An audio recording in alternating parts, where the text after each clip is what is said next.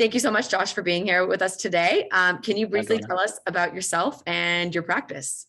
Yeah, sure. I'm Josh Barrett. I'm a business lawyer in Portland, Oregon, and I'm an owner of the law firm Matchstick.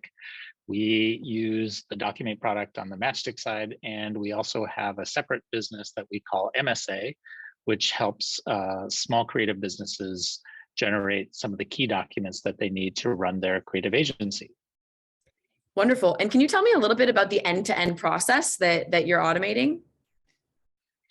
Yeah, so on the Matchstick side, most of the Documate materials that we use are to help the lawyers quickly and efficiently generate high quality documents so that then they can do the additional editing and review that's needed before they deliver it to the client. We have a few documents that we use to gather information from clients, questionnaires, engagement letter materials, but most of the materials are sort of internally facing for the lawyers to use.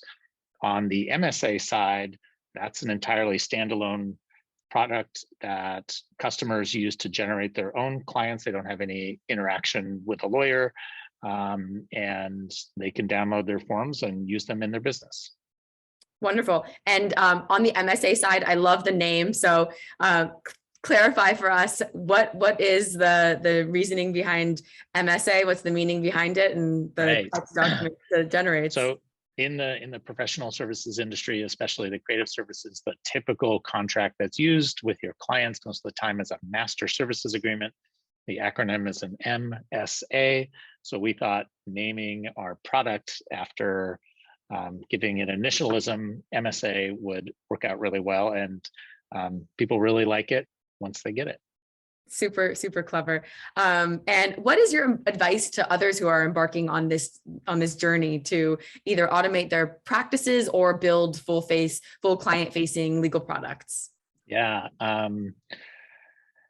it's easy to imagine all the different things that you can do and have too many balls being juggled, both on the MSA side and the Matchstick side.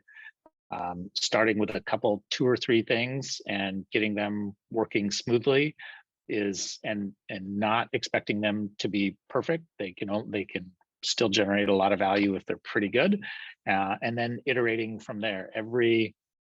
Even our simplest documents on both the Matchstick side and the MSA side, we're continually evolving, and we find stupid things like typos or things that could easily be a variable instead of static text.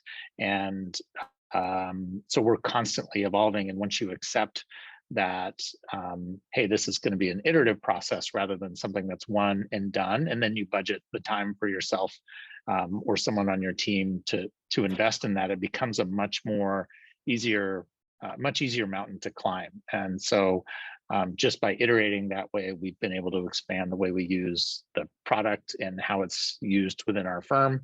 And even the people that don't come by these type of tech solutions naturally really appreciate how much time that they save from using these tools. And then that time can be plowed into building a deeper and more important relationship with the client instead of just focusing on